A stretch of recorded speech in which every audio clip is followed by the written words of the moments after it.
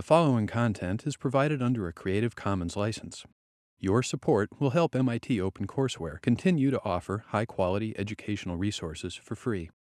To make a donation or view additional materials from hundreds of MIT courses, visit MIT OpenCourseware at ocw.mit.edu. We're pretty much ready to get started. Let's settle down and take a look at the clicker questions.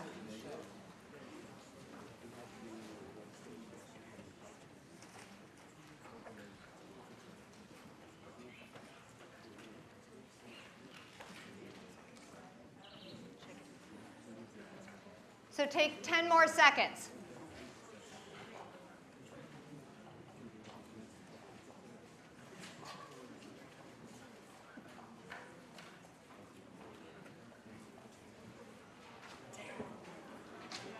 Very good. Most people have this right. And the trick here is just to think about the sign of delta G, whether it's negative and positive, and think about the equation and the influence of temperature on that equation. So whether it's going to make delta S a bigger factor or a smaller factor and how that will play out. So you can look at the equation and figure out what the signs have to be and then the influence of temperature. All right, so let's move to the first slide that I have today, which is welcome to the middle of the semester. So I'm Kathy Drennan, and this is lecture 19 of 36, which means that you are halfway through the course. And so what you heard on Monday before the exam was about thermodynamics. And if you don't have all your delta G's and delta H's, and if you don't have entropy fully in mind, that's okay. We are not really leaving thermodynamics. We're going into chemical equilibrium, which is all about thermodynamics. So you're going to hear a lot more about delta G, delta H, temperature, and about our friend entropy as we go along in the second half. So it's the middle of the semester. That means that you've had 2 of the sort of 4-hour exams. Remember, the 4th-hour exam is actually combined with the final exam. So the final exam is 200 points of cumulative material and 100 points of new material. So you've done 2 now of those 4 sort of hour exams. Just to remind you of some of the topics you have seen and the topics coming ahead, this is on the syllabus, and we're actually where we're supposed to be on the syllabus. So if you want to take a look at that ever to see where we're going, we're actually on track. So the first half of the course are a lot of basic principles.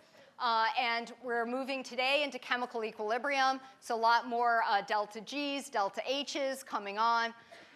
And then we're going to move into acid-base, which is acid-base equilibrium. So we're not going to be leaving equilibrium or thermodynamics. Then we're going to go into oxidation reduction, which is also about equilibrium. And then transition metals and end with kinetics. And so these all together represent the fundamentals needed for the study of biochemistry, organic chemistry, any kind of chemistry, biology, the life sciences, many things. So you're getting all the fundamental principles of chemistry in this class. So along those lines, I just thought I would share something that happened to me on Wednesday when I was riding the T, the Silver Line in particular. So I don't know if any of you have had this kind of experience yet where you're on public transportation and someone next to you says, "So are you a student?" Maybe you have a notebook out or a book out or something. And you say, "Yes." And they said, "Oh, what are you studying?" And then you say, "Well, chemistry, math, physics." And then they're like, "Oh." And then they go busy themselves doing something else. Or they tell you, "I didn't really like those subjects in school." And then they stop talking to you. So how many people have had that experience so far, that you've scared the person next to you by what you study? Okay, a few people. If I ask that question 4 years from now, I think it'll be like half the class. 8 years from now, it'll be everybody. So this is kind of common. But what happened to me on the Silver Line was actually pretty exciting, because I've had that other experience many times. So I was wearing my keys around my neck, because women's professional clothes, no pockets, with a little MIT cord. And the person next to me on the Silver Line said, "So, do you go to the Georgia Tech of the East?" And I said, well, I am a professor at MIT. And he said, well, yeah, I'm a mechanical engineer, and I went to Georgia Tech. And so he said, so what do you teach? I said, chemistry. And he said, chemistry? I really wish I had paid more attention in chemistry. I said, well, what do you do now? And he said, well, I work for the Army, and I'm part of a team that has mechanical engineers, electrical engineers, and chemists, and we're trying to figure out ways to detect explosives. So I said, oh, well, have you heard of the head of the chemistry department at MIT, Tim Swager, who works in the area? And he said, yes, he knew the name. And so he said that one of his poems, they're a team, and in talking to the chemists, his chemistry language is not really good enough, and so he was really struggling, and that the best results of this team effort would be if everyone could really talk to each other. So he wished that he had paid more attention in his chemistry class. And so I, of course, my connection with chemistry was by wanting to understand biology, but for everyone, it might be a little bit different. So as I mentioned in the beginning of the class, one challenge that you have this semester is figure out what your connection to chemistry is. What are you going to use chemistry for? How does this fit into what you want to do? And maybe for some of you, you're not going to know that yet. Hopefully, it won't take till you have a job doing something to realize that you're lacking something in your education. And so if you're gonna probably, if you stay in science and engineering, need chemistry, good to learn it all now. And from exam 2, we see that you are learning it now, and that's really great. So someday, maybe someone in this room will be involved in national security. And if you're not a chemist, you'll be able to talk to the chemists and make really good progress toward that work. So chemistry, it's important in medicine, national security, the economy, energy initiatives, a lot of the big things going on now. It's a fundamental, and you will get in this course the fundamentals. So if any of you have any good T or bus or airplane conversations, let me know. We'll catalog those for future reference. It's always a touch of how what we do here connects with the real world. Okay. All right, so we're not going far from thermodynamics. We're going into chemical equilibrium, and we're going to be talking a lot about delta G. So if delta G is not your friend yet, don't worry. You can still bond with delta G. All right. So chemical reactions can go into a state of equilibrium. And it's a dynamic equilibrium. The reaction is still happening. But if a reaction is in equilibrium, the rate of the forward reaction will equal the rate of the reverse reaction. So there'll be no net change in composition. So let's take a look at an example. So let's look at a reaction in which we have nitrogen gas and we have hydrogen gas. And they are reacting to form ammonia. Suppose we just start with nitrogen gas and hydrogen gas, and we don't have any ammonia left. So if we consider concentrations versus time, so say we start with, we have some nitrogen gas, some concentration of nitrogen gas. As it reacts with hydrogen, the concentration will decrease and then level off. We'll start with some amount of hydrogen gas, and its concentration will also decrease and level off. And in the beginning, we won't have any of the product, any of the ammonia, so its concentration will increase and then level off. So when these reactions level off, you're reaching equilibrium. The reaction is still happening, but the rate of the forward reaction is equal to the rate of the reverse reaction, so there's no net change. So the concentrations are staying the same, but the reaction is still going forward. So let's think about the case when we have pure reactants, when we haven't formed enough products yet to reach equilibrium. So if we have pure reactants, the reaction is going to be spontaneous in the forward direction. So we'll have a reaction that is spontaneous in the forward direction. And what will that mean about our friend delta G? Is it going to be greater or less than 0? So it'll be less than 0. So delta G of the forward reaction will be less than 0. So when delta G is negative, the reaction is spontaneous in the forward direction. So what about when you have pure products? Then the reaction should be spontaneous in the reverse direction. So you have spontaneous in the reverse direction. And what does that mean about the sign of delta G? Greater and less than 0? Greater. So it'll be positive. So we can think about that in terms of a plot. We can think about free energy versus the progress of the reaction.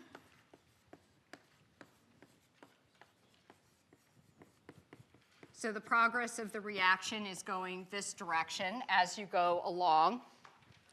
So in the beginning, if you have pure reactants,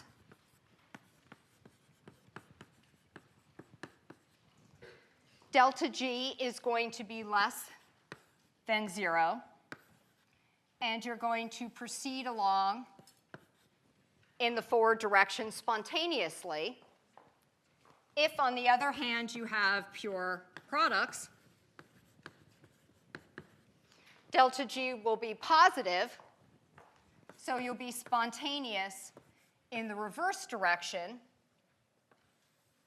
and the reaction will go in the reverse direction until what happens? Till you reach equilibrium. And what would delta G be at equilibrium? 0. Right. So you see, there is a great relationship between delta G and equilibrium. So we have not left delta G behind. So delta G is going to change as the components of the reaction change. As you have more products or more reactants, you're going to have a different delta G. So let's look at some equations. So delta G is the change in free energy, the difference in free energy at some point in the reaction, at any time with some amount of composition. We also have delta G naught, which talks about delta G under particular conditions. So it's sort of the standard free energy. We have a term called Q, which is the reaction quotient, which tells you about products and reactants. We have our friend R, which is the gas constant. And this depends on temperature. So temperature is a term involved here. So the delta G at any point in the reaction is going to depend on the delta G naught for that reaction and the reaction quotient, products and reactants, and we'll define this in a minute, and then the temperature as well. So we need to know more about what Q is, what this reaction quotient is. So this slide looks a little bit scary, but it's going to be fine because a lot of the terms are going to cancel out. So we're going to talk about Q, this reaction quotient, and we're going to have different types of problems, some where we're talking about gases and others where we're talking about solutions. So you can see two different kinds of Qs, one that depends on partial pressure of the gas and another that depends on concentration. So here is our equation again that we just saw. Delta G equals delta G naught plus RT natural log of Q. And here we've expanded the term for Q. So P to the sub x is the partial pressure of a particular gas. And so in this equation, we have A plus B going to C plus D. The top of the line are the products. So we have the partial pressure of gas C, and this is over a reference partial pressure raised to the power C, the coefficient. And then also we have D, the partial pressure of gas D, over a reference raised to the small letter d. On the bottom of the terms for the reactants, partial pressure of gas A over a reference raised to the coefficient A, partial pressure of gas B over the reference raised to the coefficient B. Now what's great is that the partial pressure is 1 bar, and so that basically cancels out as far as we're concerned. And so the term for Q is much simplified. You won't see problems that have the reference in them. So you can just think about Q in terms of products over reactants. And you just have to remember that the coefficients in the reactions do matter. If you're talking about solutions, the only difference is that we'll be talking about molar. So we have 1 molar, so the reference term here also cancels out. When you see something in brackets, like C in brackets here, that's telling you it's a concentration term. So we have here Q is the concentration of C raised to its coefficient C, the concentration of D raised to its coefficient D over reactants, concentration of A to A, concentration of B raised to B. So the thing in X indicates it's a concentration term. So Q is just products over reactants, considering the stoichiometry of the particular reaction. So what about the equilibrium constant K? So at equilibrium, you told me that delta G equals 0. And at equilibrium, Q, the reaction quotient, equals K, the equilibrium constant. So we can consider that in terms of this expression. If we're talking about this expression at equilibrium, delta G is going to equal 0. And so we just set this whole term into equal to 0. We can rearrange the equation, bringing delta G naught to the other side. And so we have delta G naught equals minus RT natural log of K, because K at equilibrium, K is equal to Q. So now we have another term to solve for delta G and an equation that relates delta G naught to the equilibrium constant K. So K, the equilibrium constant, has the same form as Q, but we're only talking about the concentrations or the partial pressures of things at equilibrium. So it's the same, it's products over reactants, same expressions as Q, but in the corner we say at equilibrium. So you're only talking about the concentrations of things at equilibrium if you're solving for K. If you're solving for Q, it's the concentration or the partial pressure at any time in that particular reaction. Important thing, products over reactants. All right, so we can rewrite the equation one more way. So I just told you that delta G naught is equal to minus RT natural log of K. So we can substitute into the expression minus RT natural log of K. And now we can rearrange this equation.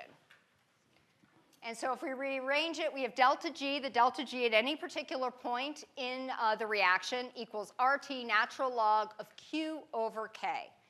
And this equation is helpful for people if they're thinking about what is the equilibrium constant, what concentrations do I have now? We're not at equilibrium. What concentrations do I have now? What is Q now in the reaction? How does that compare to K?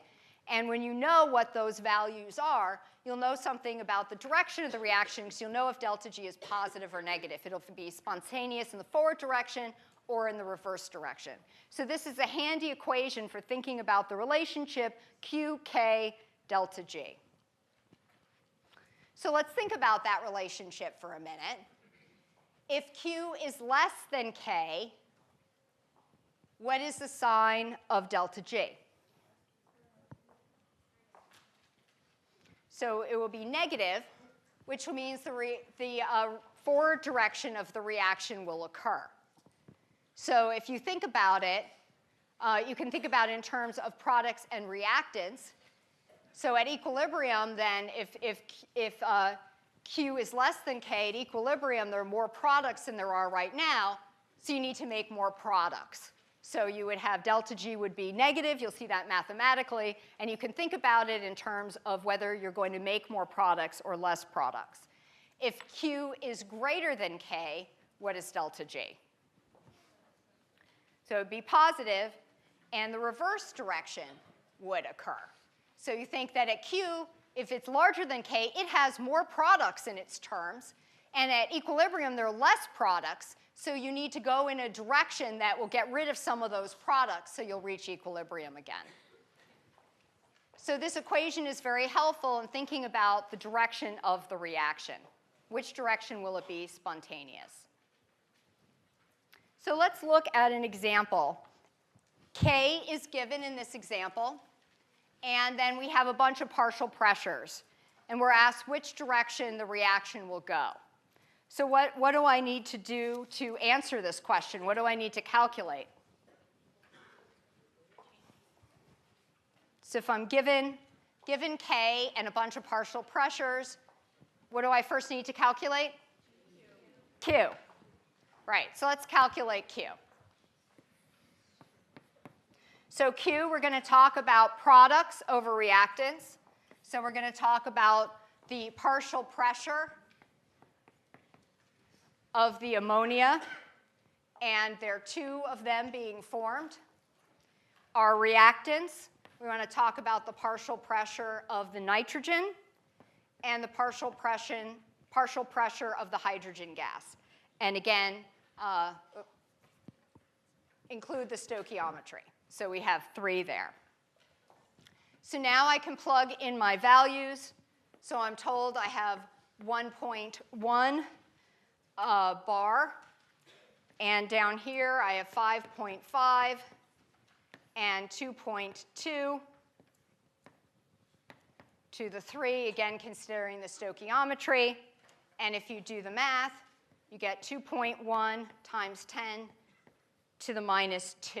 That's your Q value. Now, given your K value, which the problem states, and this Q value, let's do a clicker question. Tell me which direction the reaction will go.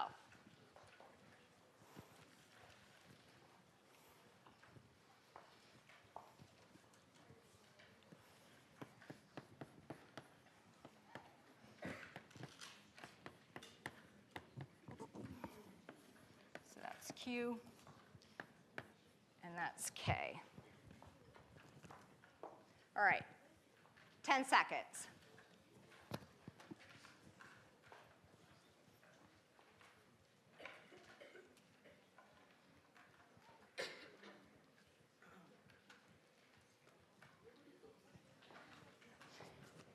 So 77%, pretty good. So Q is greater than K here. And if Q is greater than K, what will be true about delta G?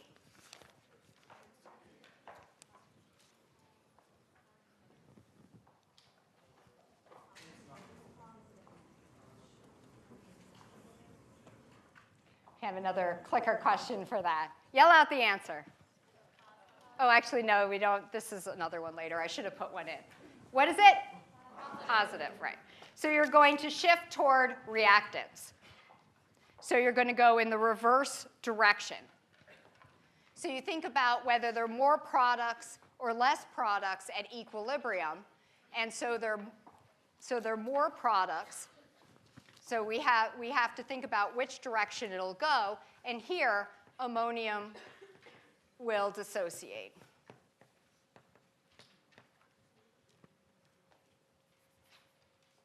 Let's see, will dissociate until equilibrium is reached again.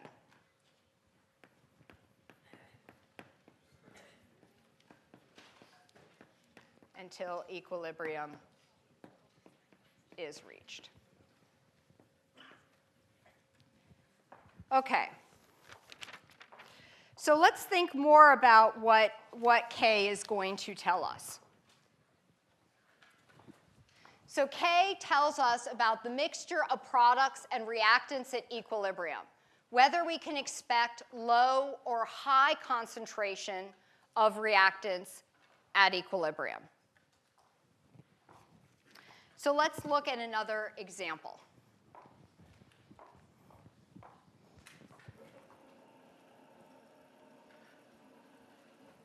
So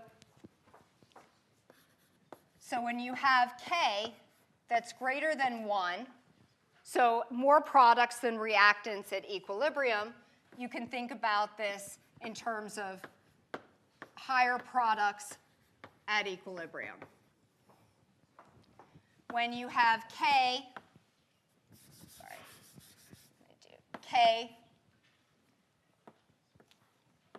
less than 1, we're going to have lower products.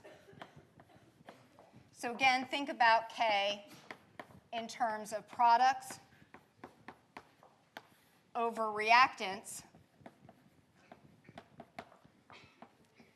at equilibrium. So if K is greater than 1, there are more products than reactants. If it's less than 1, there'd be less reactants than products. So, oops. Let's see, does that stop? Nope. Yeah, sorry about that. They revised the boards. They used to stop in the correct places, but now you have to be more interactive. All right, so let's look at an example of that. Let's look at when K is greater than 1.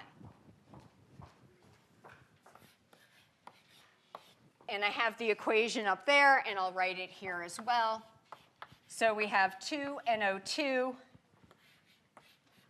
in 2 double arrows, N2O4. So we have a K value here of 6.84. So that's greater than 1 value. So let's think about this reaction. So over here, instead of concentration, we're going to talk about partial pressure because we're talking about gas. And we have time. So initially, we have our reactant.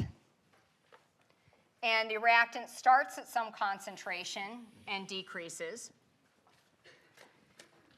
And then reaches a straight line. So reaches equilibrium. So we have our reactant here. Originally, we have no product.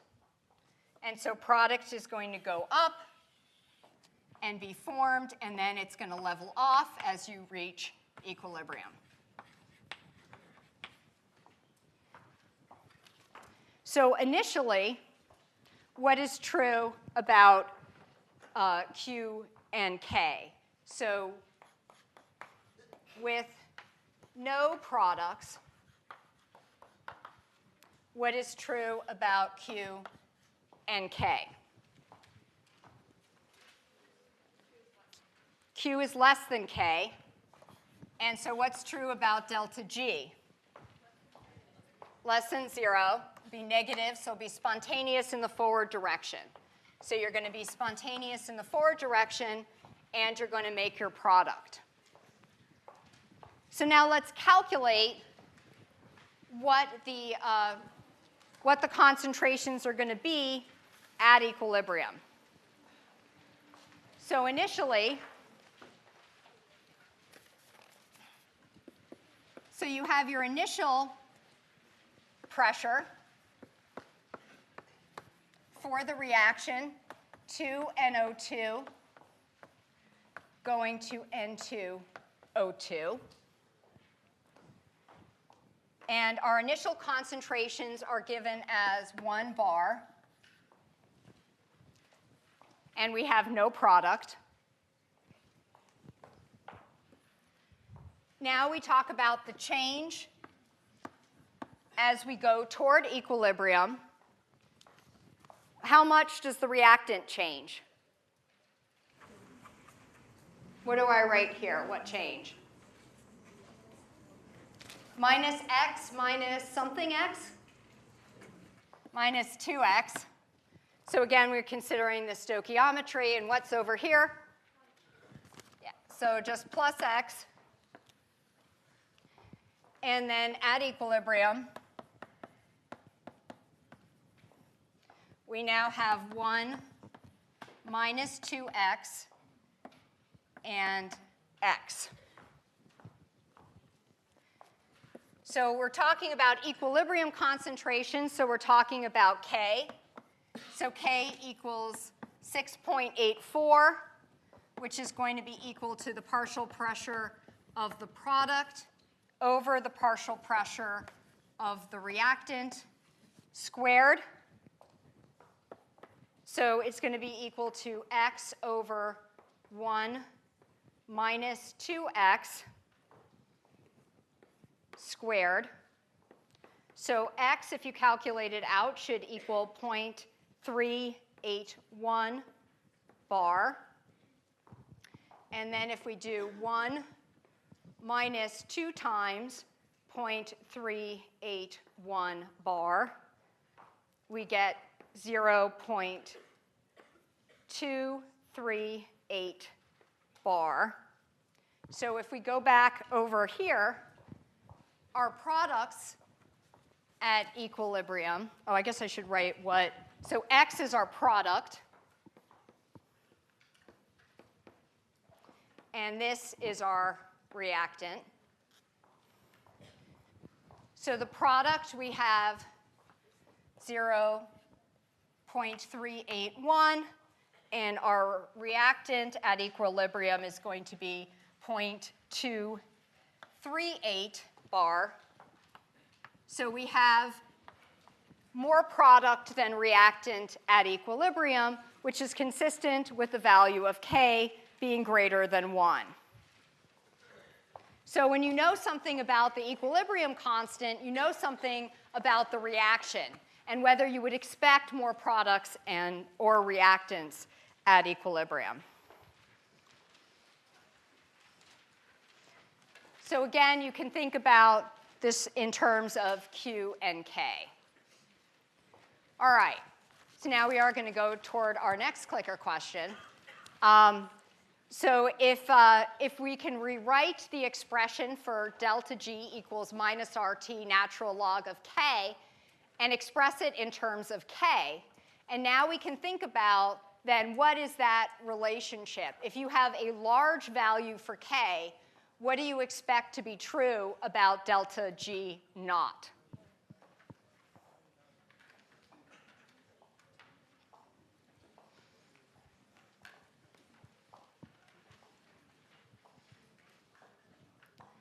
Can you hold the correct answer for a minute and just maybe put up the distribution? Yeah.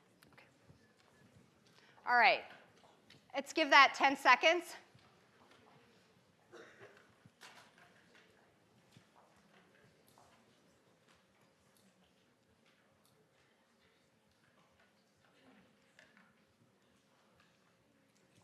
Okay, why don't you discuss for a minute with your friends whether you agree with that 78% or not?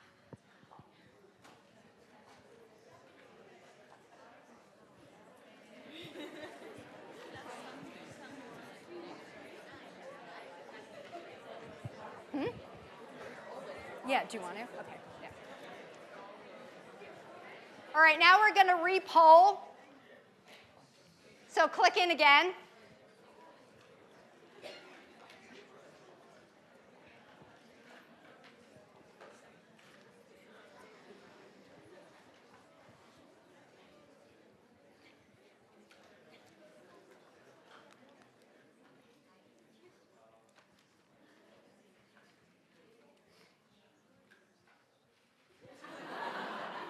Now give the right answer.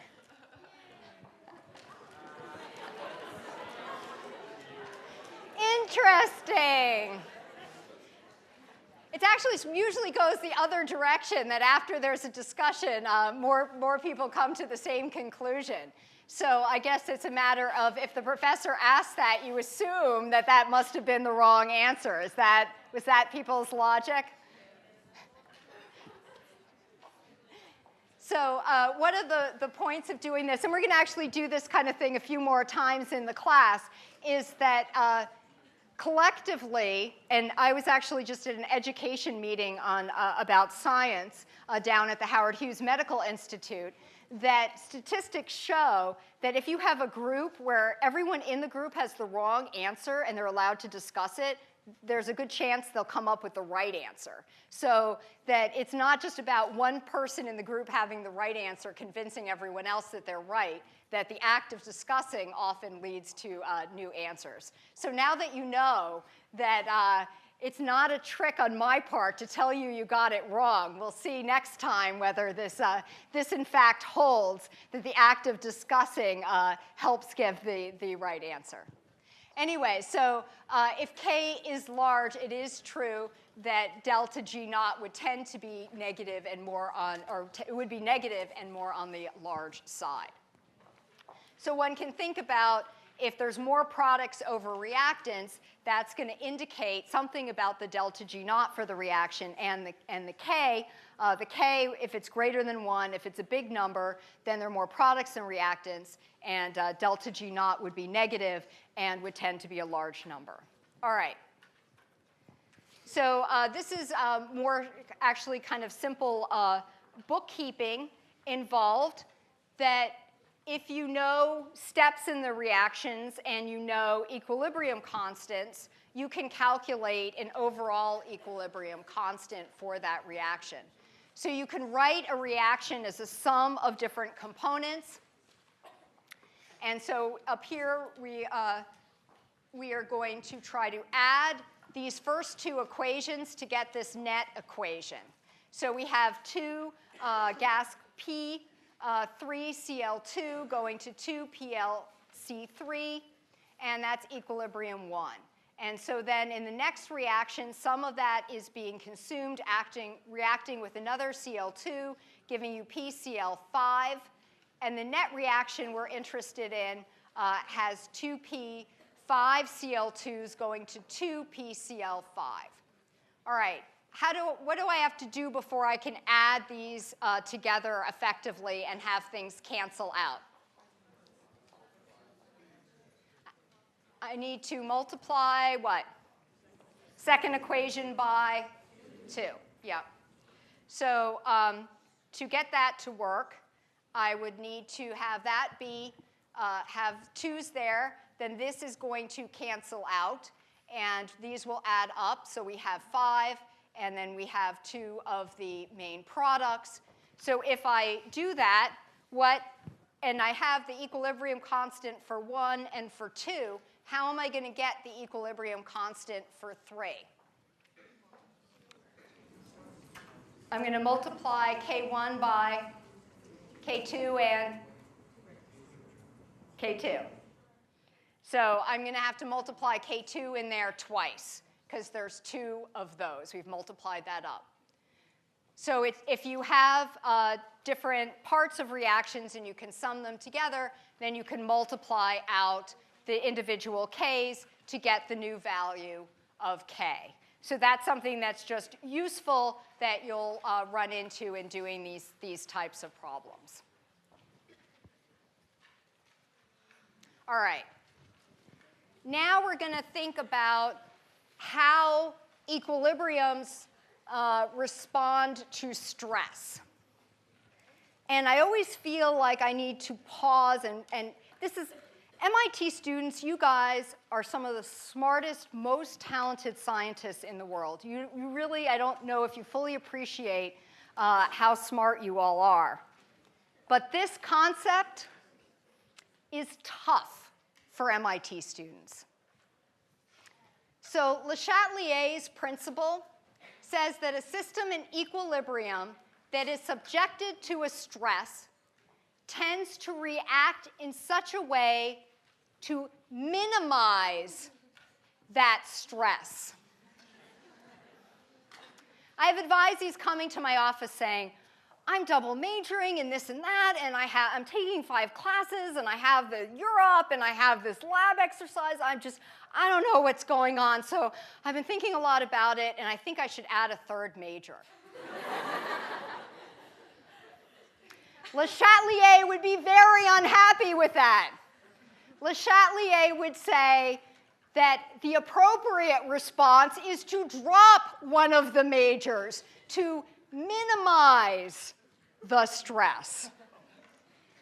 So in doing these problems, what I want you to encourage you to do is think the opposite of what you would do. Minimize the stress. If you think about that, you'll be all set. All right, so Le Chatelier's principle actually is very useful. If you think about minimizing the stress, you will be able to predict the direction that the reaction will shift. So the reaction is going to shift in a way to minimize the stress, so you can predict it. If you're thinking along these lines, you say, oh, that system was stressed, and then you can think about how that reaction or that system is going to respond. So let's give some examples. So we have a system in equilibrium. We started out, we had our nitrogen and our hydrogen, and we had no product. We reacted the hydrogen and the nitrogen. They're forming products, and eventually they reach equilibrium, or delta G equals 0. There's still the reaction going on, but there's no net change. All right, now the system is going to be stressed. So we're going to add more of a reactant. How will the system react to minimize that stress? What is it going to do? It now has too much of one of the reactants. You'll form more products. And that's going to use up some of your other reactant, which will go down, and you're going to form more product until equilibrium is reached again. And one thing that I'll mention, that the ratio has to be the same. The equilibrium constant is a constant given the same temperature, but you're not necessarily always going to have the same concentrations, but you should have the same ratios, the same value of K. All right. So what about if you add more product? What's going to happen? What direction will the reaction shift? Right. It's going to shift toward the reactants, so you're going to make more of each of the 2 reactants until, again, you find your equilibrium again. And then the reaction's still going, but there's no net change anymore.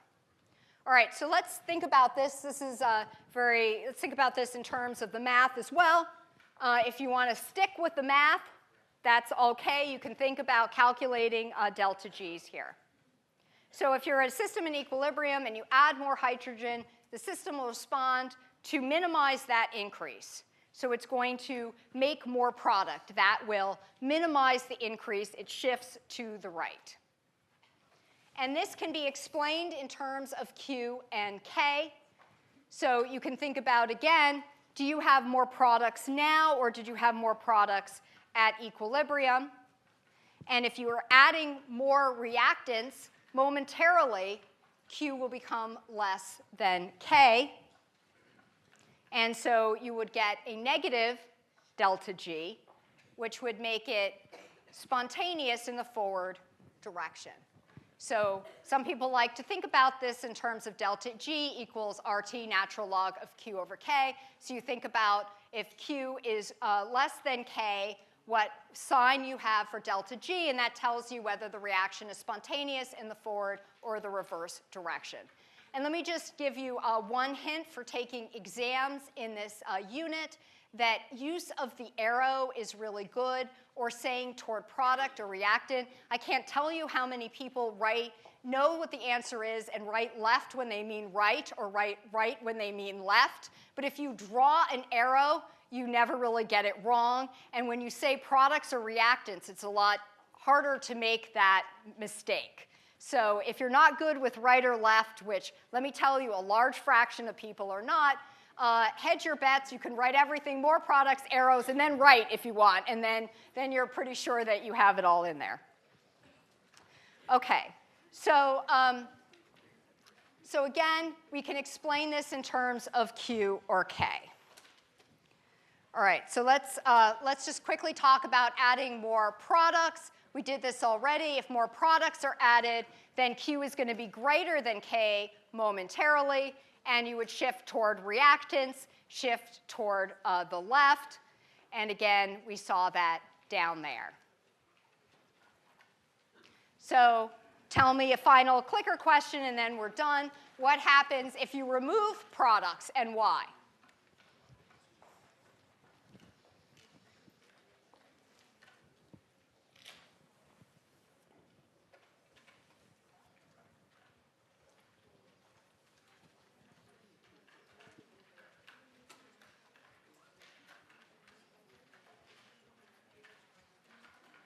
OK, 10 seconds.